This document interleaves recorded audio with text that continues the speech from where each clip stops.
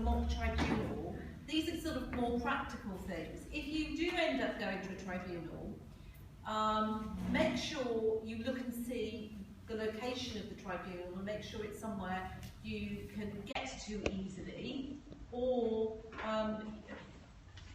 work out parking, because certainly in a lot of areas the tribunals are in very central locations and the parking can be very difficult or a long way away. So that's a sort of practical thing. Tribunals start at 10 AM. You need to aim to be there by 9 AM and try and get there with what you don't want to do is to arrive at a tribunal and you're stressed and anxious because you're a bit late. So try and get there in plenty of time before 9 o'clock. Before a tribunal, tribunals quite like it if you can take a photograph of your child. They like to see what your child looks like. So take a photograph along. At the beginning of a tribunal, a chair may ask a parent for just 5 minutes to describe the child. What they say, can you give a pen portrait of your child? They want to know what they enjoy, whether they're outgoing, what their interests are, that sort of thing, and that can be really helpful. So do try and just, on a piece of paper, write down some headings about how you would describe your child if you were asked to. In the video that we've just seen, which is on YouTube, the comment was made that the setting is less formal than other court settings. If you haven't been to any other court hearings, the one thing that will strike you is that it is very formal. It may be different, and I said earlier that it was very inquisitorial, but nevertheless it's quite formal. You are in a court setting. The chair will you address as sir if a man, and mum if it's a woman. They're not my lord or anything like that, or your honour, but it is formal. Sometimes I've been asked, do you need to wear a suit? You don't need to put on your best bib and tucker, but look, just dress in what you are comfortable in. Breaks was mentioned in that video. At any time, if a parent wants a break for any reason whatsoever, whether it's because they're becoming distressed, upset, they need the loo, they want a drink of water, anything, just ask for a break. Tribunal will always allow you a break.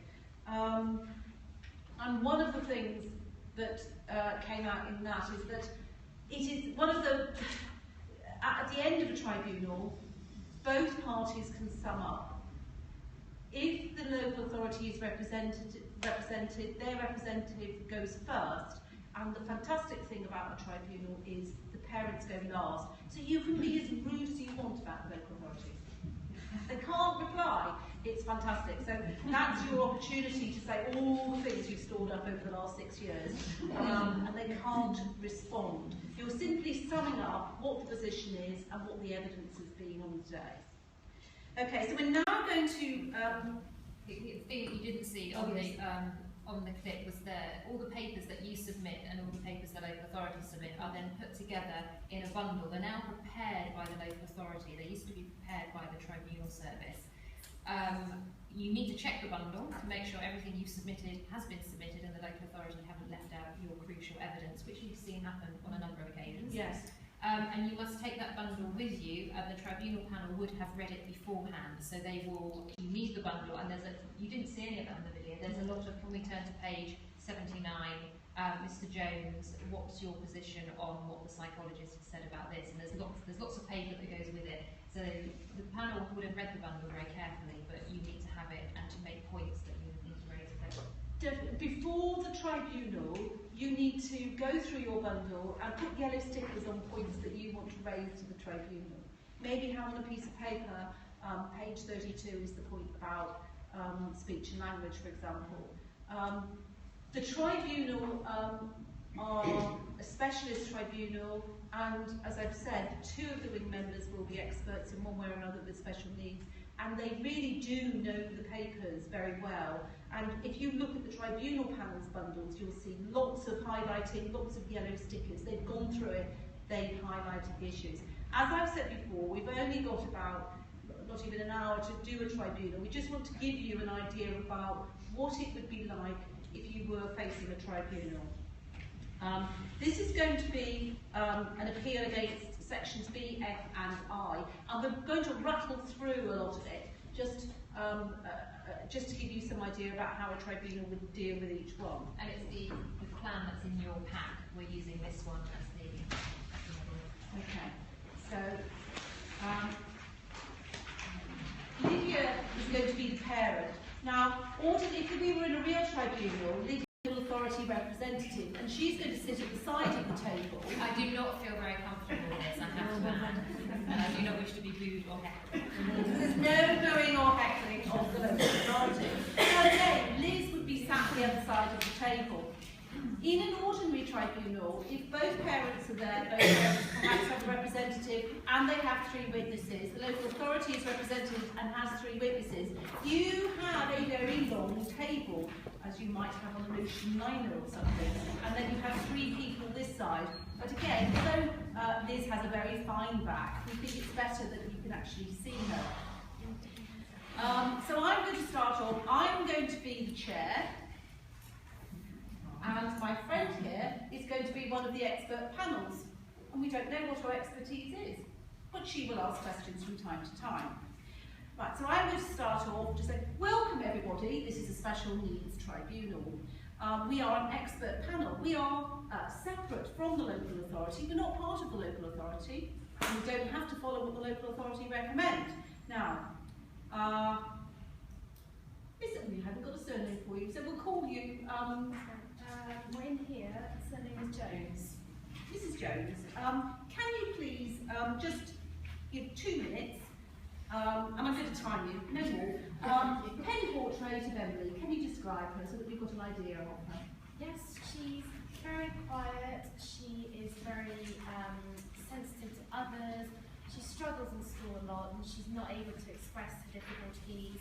Her autism affects her socially, she has trouble making friends, she really needs a lot of special support, which I don't think she's getting at the minute.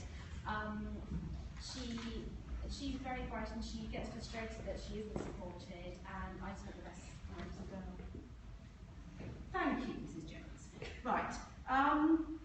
What diagnosis does she have exactly? She has a diagnosis of dyslexia, which I want to be made really clear in her EHC plan, because that is one of her key difficulties, as well as her autism, as well as her sort of general learning difficulties she has as well in terms of her cognitive. Okay, thank you very much. Right, moving on. We're going to, my colleague and I have looked at the papers extensively beforehand. We've read them and we've identified the areas that we want to deal with. Now, we have the draft EHC plan in front of us, and we thought that it would be best to go through a number of matters. What we're going to do is we're going to look at the plan for today will be, we will look at part B, description of Emily's needs, then we will look at part F, how to meet those needs, and then we will look at placement. Dealing with part B first of all, I understand, Mrs. Jones, you would like to have put in this plan a diagnosis of dyslexia. Can you just tell us, we're going to deal with dyslexia first of all? Yes. Well, like I said, she has got a diagnosis, and an educational psychologist gave her that diagnosis several years ago, so I would like that to be clearly in section B. You say several years ago. How long ago? Do we have anything up to date? Possibly, in all your papers. Yes, I think she had a very brief sort of reassessment a year ago, but she has got that diagnosis. Ms. Smith, what do you say? Side note, these are things local authorities will say. Well, we don't accept the diagnosis of dyslexia, we prefer specific learning difficulties. So we don't accept that there's a diagnosis of dyslexia, we don't think it's helpful for a teacher to have that diagnosis in a plan. Do you not accept that dyslexia exists, Ms. Smith, in this local authority? Well, it's not a term that this local authority likes to use. We do prefer specific learning difficulties, or just to describe them. We don't think it's helpful to have labels. We don't find that labels are particularly helpful for children. When was the last time Emily was tested? I noticed the reports are quite old. Well, our local authority has taken the view that we don't need to do up-to-date assessments. We like to carry out observations and see how the child is in the classroom. So we don't have anything up-to-date. And how long was the observation? I'm not sure, and I think psychologist isn't here today, so I couldn't tell you. Ms. Smith, do you not think it would be helpful to have an up-to-date assessment? Because looking at the papers, we're not clear, are we? We just can't work out what the reading age of Emily is.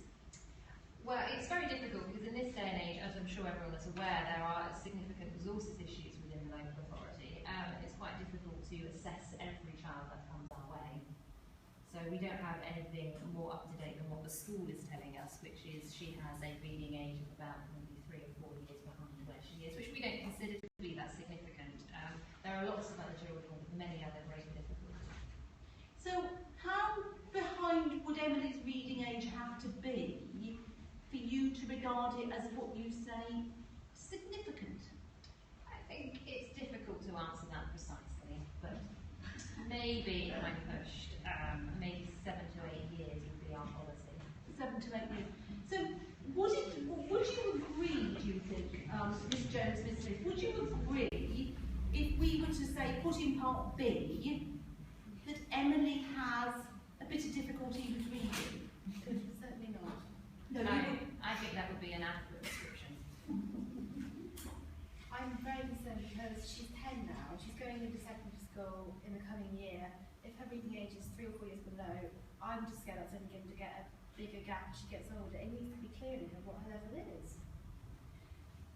I think the way that it has been drafted is fine by the local authority. We could possibly consider some amendments at the next annual review, but I don't think I have anything further to add to the issue of dyslexia. Good. What about if we said Emily has, what was the word you used, Ms Smith? Specific learning difficulties. Specific learning difficulties. Would that be acceptable to you, Ms Jones? That's part of her difficulties, yes, but she still has the diagnosis of dyslexia, which Wow. she had in writing. Parents always wanting labels. It's just very difficult. Okay. Well, I think we've covered dyslexia. You is there anything else you'd like to wondering add? whether if you've received any additional advice or any additional support. I've not been provided with anything. I'm aware that local authorities should provide us with local offers of support, but I've had to do my own digging and sort of researching into this. I haven't been provided with any extra support, no. The next issue which we want to discuss is speech and language therapy. Ms Jones, what do you say about Emily's communication difficulties? It's one of her key areas of difficulty, given her diagnosis of autism. Her social communication difficulties are very limited for her age. She finds struggle to engage with peers appropriately and maintain friendships, and also answering questions in class. She struggles with that a great deal of understanding that's been asked of her. It's a great difficulty for her. Ms Smith, do you have anything to say to that?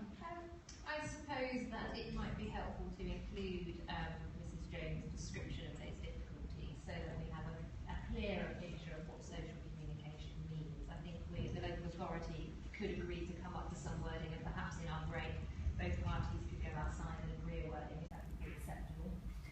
Well, I think that we would like to hear what you've got to say. What are your proposals to identify Emily's speech and language difficulties? Well, I think if we could use the speech and language therapy report that we have in the bundle on page 95 and use that paragraph, I think that was a paragraph proposed by Mrs Jones's therapist, that perhaps we could agree that paragraph.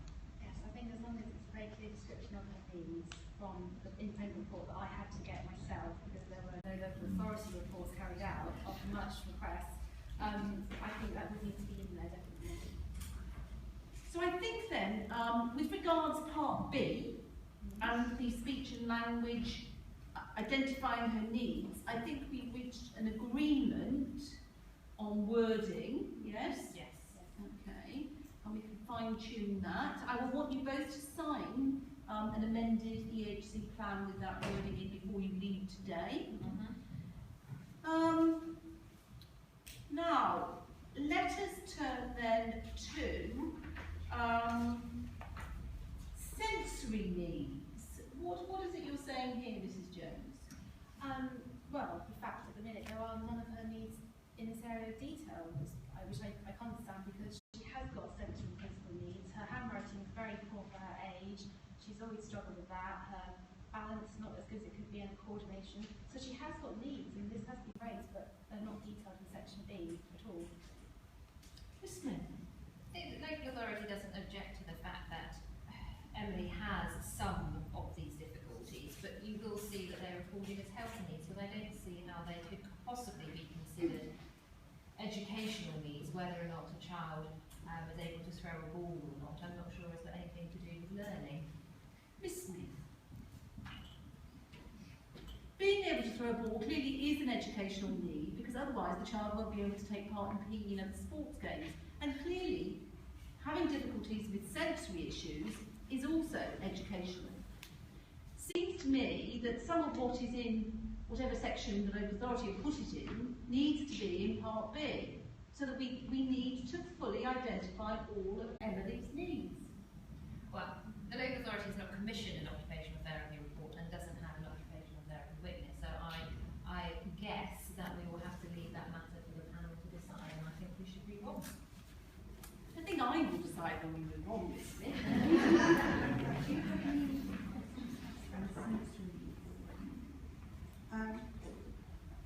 The sensory and physical needs were flagged up previously. Why was there no exploration of these needs by the local authority? Very good question. The local authority has taken the view that the school have managed those needs very well, with the teaching assistant carrying out certain activities, and we haven't really seen the need to investigate it any further. School haven't raised any concerns, and we take the lead from the school. How can a school respond to a need if they don't know the extent of the need? Well, I think our school staff are very well trained and are aware of the needs, even without further training. They're teachers, they're very good teachers. Our school is very good and our teachers are excellent, and I think they know what they're doing. I have no doubt they are excellent, but what additional qualifications do they have to deal with children with these needs? Are they equipped to deal with children with these needs? There hasn't been any additional training, no, but we are confident that staff in all our schools are able to meet the needs of all the children. But in this particular case, there hasn't been any additional training.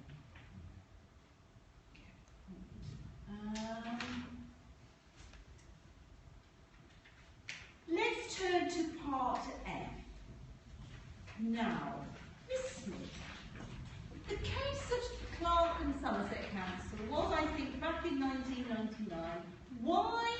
Why therefore, are we as a panel, and we are, why are we still seeing plans that are not quantified and specified? The case of Somerset makes it clear, any provision in part F must be clear, must be quantified, must be specified. I do not understand, no, I do not understand why we are still seeing plans that are not quantified and not specified. Well, our local authority takes the view that it's better for schools to have flexibility to make their own arrangements rather than to stick to something which, quite frankly, can be so rigid it makes it difficult for anybody to do anything. I'm not aware of the Somerset case, and we think the way that we draft our statements and EHC plans are helpful to the schools who have to work with the child on a day-to-day basis. Smith, anybody who picks up this document should be able to know what specific support is needed for this particular child. But this isn't the case here because it's too vague. How would anybody, any member of your staff, be able to pick up this document and be able to see what needs and need and provision this child needs to get? Well, I can assure the panel again that all our staff in all our schools are very good and highly trained, and I think the detail really needs to go into the individual education plan so that schools aren't tied to a document.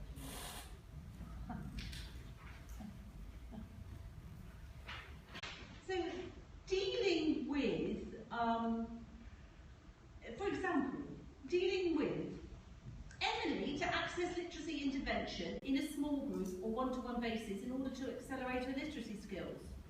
What does that mean, Miss Smith?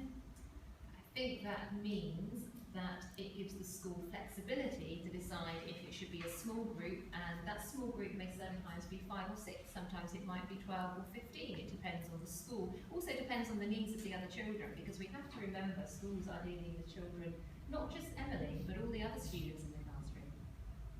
Okay, Miss Smith, Emily has a diagnosis of dyslexia, which you might call having a bit of difficulty in reading. Why is there no specialist support here? Do you not think, given that Emily hasn't made any progress in the last 3 years, that there should be some specialist support here? We have taken the advice from our psychologist, who doesn't recommend specialist teaching, so we don't have any evidence to suggest that it's necessary, and we don't accept the independent evidence that's been provided, because we don't accept independent reports that have been prepared by parents. We do. You may not, Miss Smith, as a local authority, but we as the tribunal do accept independent reports, and we look at them very carefully. What concerns me is that you have an independent report, and if you look at page 279 of the bundle, you will see there's an independent report that says that if you carry on providing the same level of support, Emily, when she gets to age 16, will only have a reading age of 6. How can that be right? I think it must be very spurious for somebody to be able to predict the future in that way, so I don't think there's anything more I can say.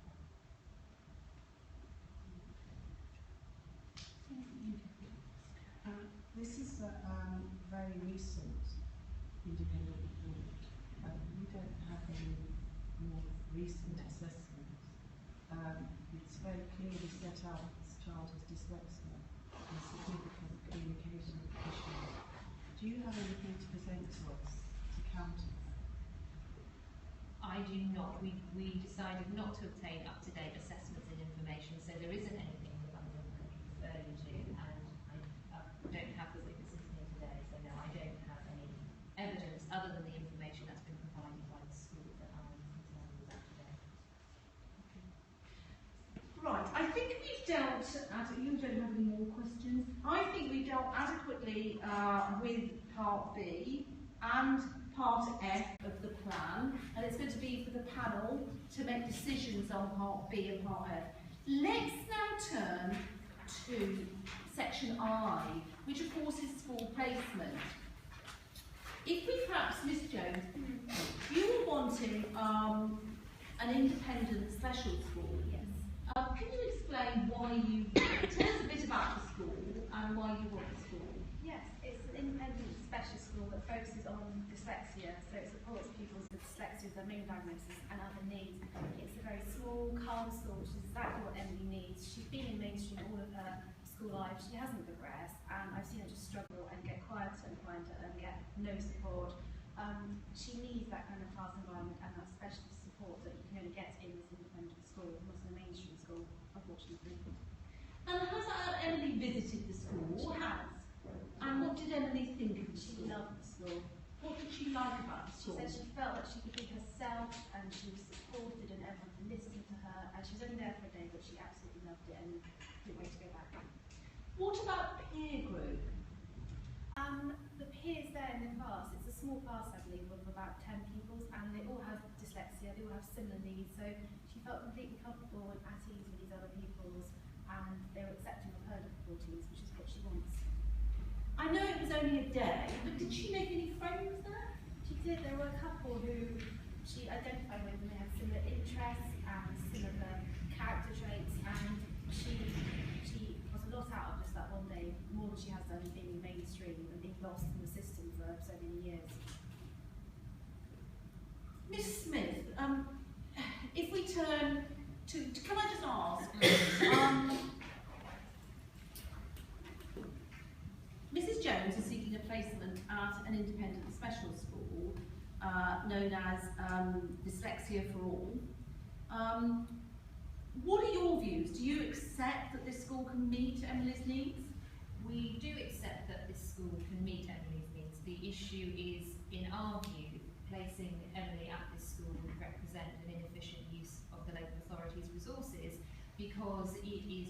expensive than the provision that we are proposing, and we strongly believe that what we're proposing can also meet Emily's needs. I think that now would be the appropriate time then just to investigate the local authorities' proposal. Can you tell us something about the local authorities? What are you're suggesting mainstream? We're suggesting that Emily stays in the school that she's at, which is a mainstream, and with maybe some tweaking to the EHC plan, we think that will be enough to assist Emily, because we hold the view that she is making progress, she's making steady progress, and some tweaking with some additional support will be more than enough, rather than the local authority paying a significant amount extra for a specialist school placement, which is also out of the area, which means some travel every day, and it also means Emily wouldn't be forming friends in her local community. The problem, Miss Smith, is that with Emily's difficulties, she's not forming friends in her local community at present. So if she was forming friends outside of a local community, from what we've seen, that may be preferable. But let me just go back to the mainstream school. You say you want to make some tweaks to the EHCP, and you will be putting in some one-to-one LSA support. Now, we need some costings, don't we? First, we also need to know more about the class. How many will be in the mainstream class? It's a class of 34. Okay, and are there any other children with similar diagnosis to Emily in that class? No, there are a couple of other children who have significant challenging behaviour, but not children who have specific learning, dyslexia. And what is the cost of a school placement in your authority without support? I think, and this is what happens, I think I might need to make a phone call just to discuss that with my line manager, because the authorities have my customers. I come back in.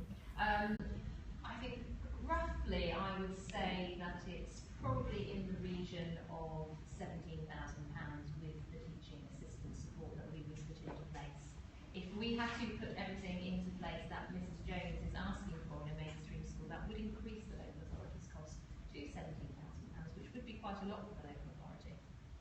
But what is the cost of the independent special school? That is 22,500, I understand. Is that correct, Mr Jones? Correct. 20 per annum. Yes. So we have a difference of 5,500 per annum. Is that correct? Do we all agree the figures? Yes. And I understand Mrs Jones has agreed to provide the transport. She would be happy to do so, I believe. Well, it was my understanding that the school named in Section 9 is the local authority's responsibility, even if it's out of county, to provide that transport to that school if it's the only school that can meet needs. But I'm aware that this particular authority, it's their caveat they put on parents to agree to name the school of their choice. So we might have to discuss that.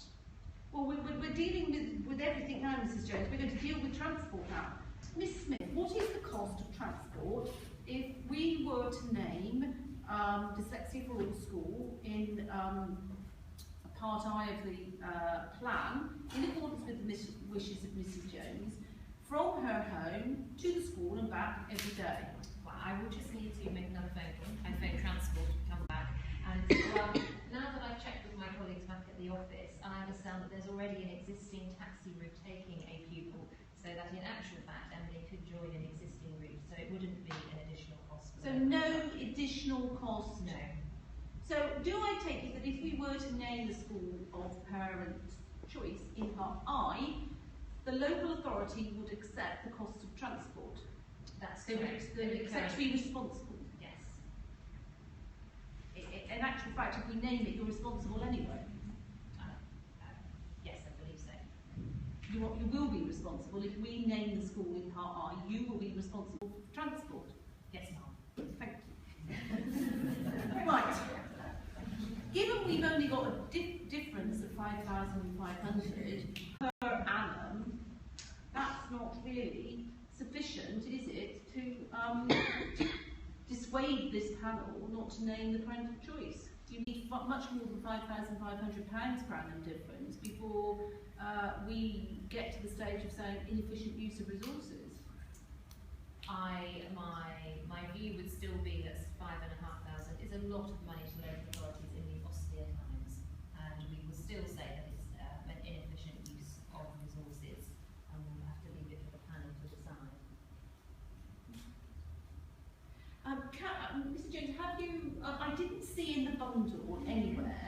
confirmation that the school would offer a place. There was no, because this isn't a local authority maintained school.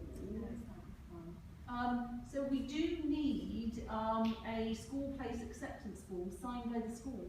Do you have one? I can get one available to you. Well, what we might do is, it's not as soon as possible, we have to have it today. So what I'm going to do is, in the same way that Miss Smith went out to make her phone calls, I'm going to let you speak to the school and ask them to fax the school acceptance form to this panel.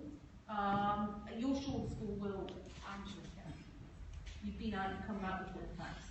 Okay, so we now have confirmation that the school will offer a place. And we only have a cost difference of 5,500, which is not very much per annum. Right, I don't think that we need to hear any more evidence. Have you any questions? No, we've no more questions. The panel needs to meet, and we will discuss all of the evidence we've heard today, which will be all of the evidence we've heard today, and we will also consider all of the evidence in the paper bundle, the large paper bundle, the very large paper bundle that we've looked at beforehand. And we will then provide a written and reasoned decision as to all of the issues which are in dispute. That could be a very lengthy document, and you will receive that hopefully within 28 days. It may be sooner. We have to look at our diaries and find a date to meet, because it's not an easy decision, and it could take us a day just to reach the decision. And that will be communicated to you in writing by email at the same time by the Tribunal Service. If after a couple of weeks you haven't heard from us, usually we get the decision out in 14 days, but sometimes it takes us a bit longer, particularly if it's August. If there's any difficulties, just contact the Tribunal Service. Our decision will be binding on both the local authority and the parents, and you only have the right of appeal if we make an error of law, and we're unlikely to make an error of law. Just saying. So thank you both all for coming today. I know that it's been a long day, and thank you both for conducting today's hearing in a very amicable and civilised way, as it does help. Thank you very much.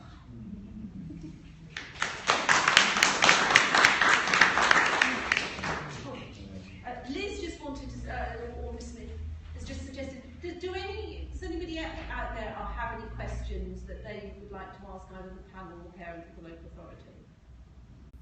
Any burning questions you would have if that was you at your tribunal? That's fine. Okay.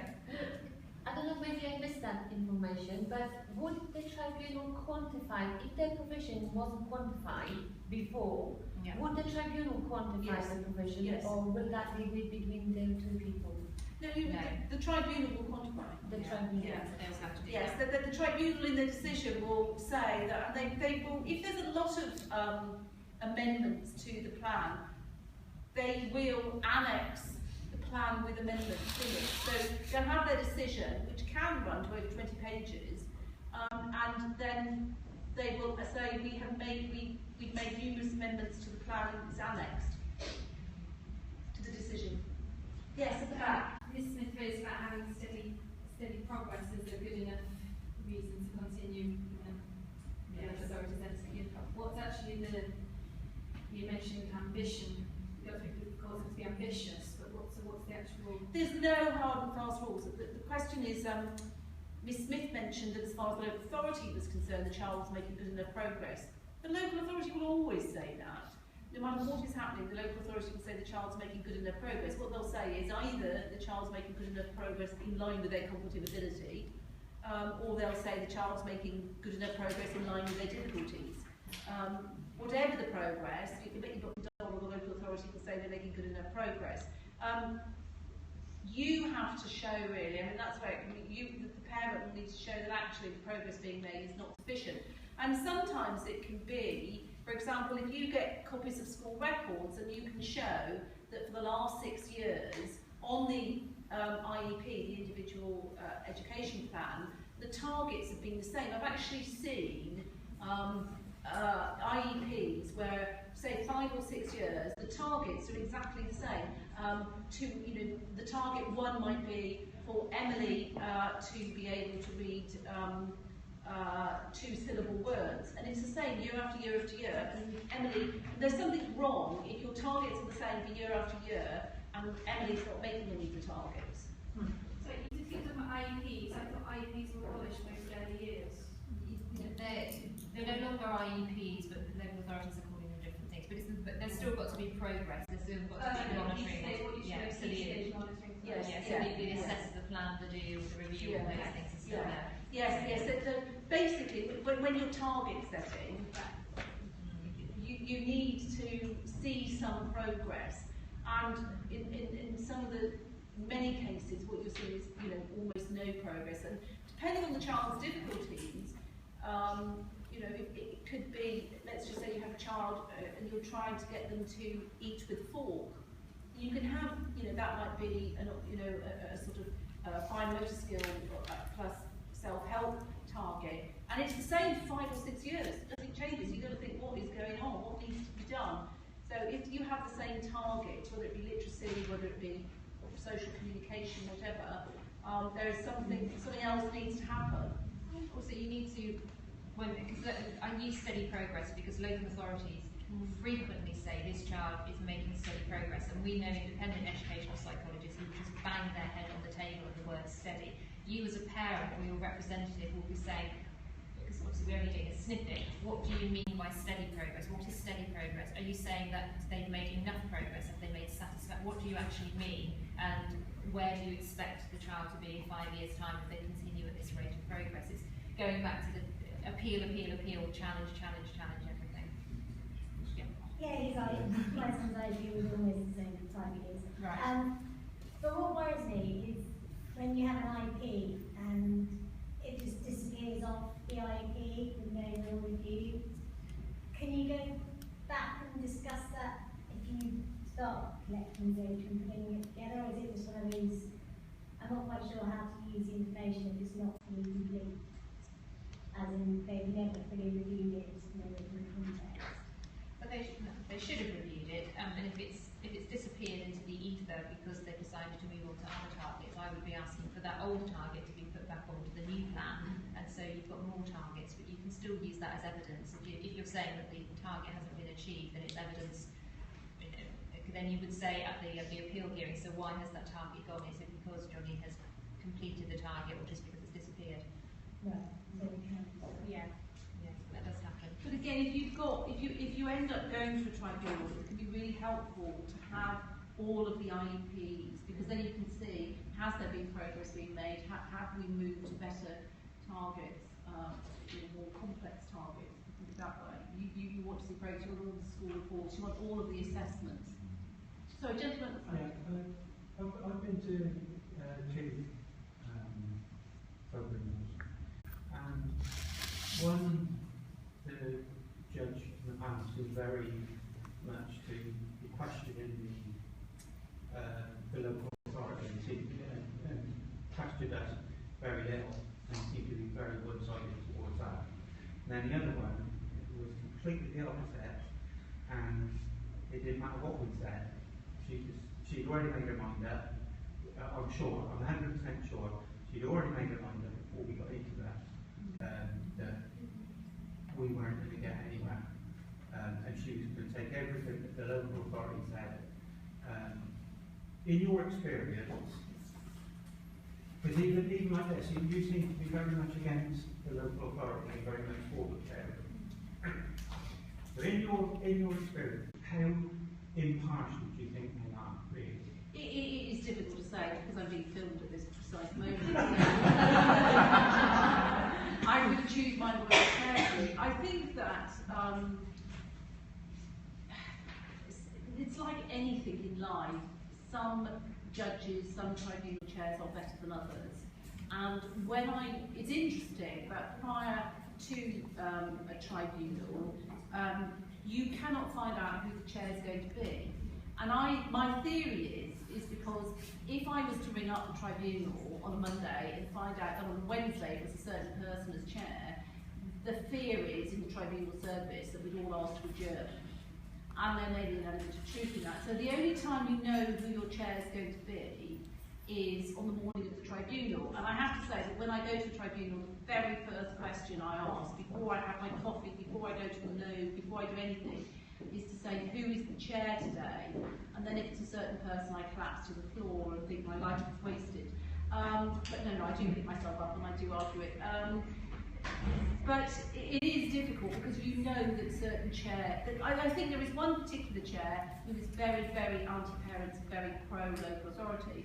I think by and large, most chairs tend to be impartial. One thing I think, if you do go to a tribunal, to remember is that, and I've had loads of parents come to me and say, they went to tribunal and the panel was really nice to us. It was really nice. And then they found against us. So panels will be, pleasant and reasonable, and they're meant to be pleasant and reasonable to both sides, and they're meant to appear impartial. But as I say, whatever area of law you're looking at,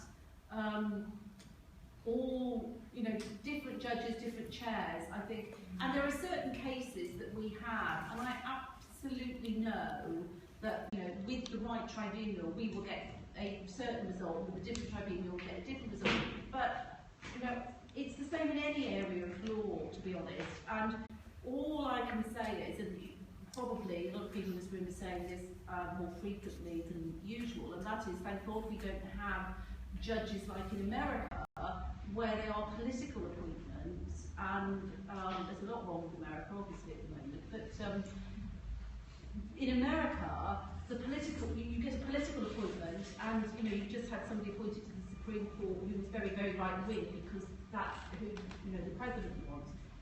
And that doesn't happen in this country. And I think having an independent judiciary, there's a lot to be said for it.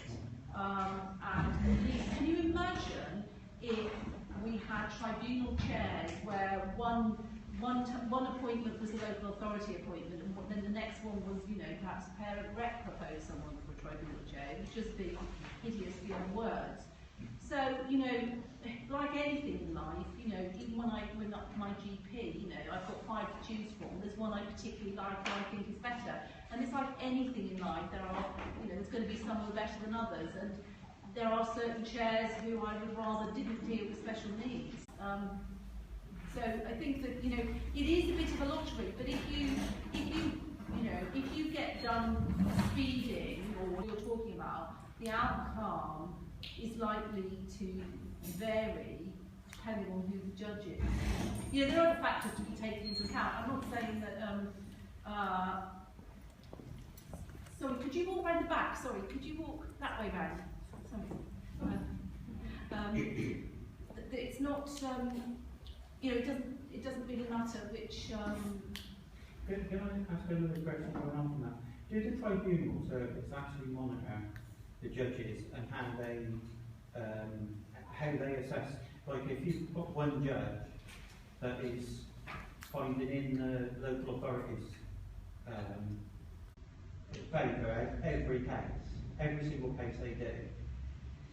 Well, that's a very interesting question, and I don't... Do they do that? Well, the question is does the tribunal service monitor tribunal judges, and if they are finding, in a lot of cases, in favour of local authorities, do they monitor it?